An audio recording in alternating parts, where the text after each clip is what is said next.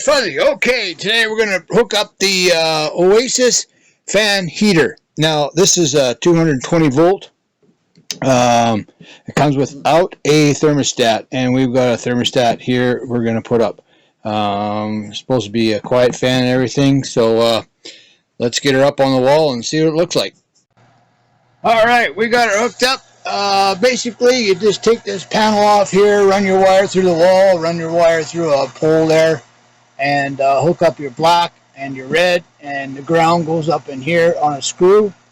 Level her out. You've got a switch right here that's 2,000 watt and 1,000 watt. So turn it down, turn it up.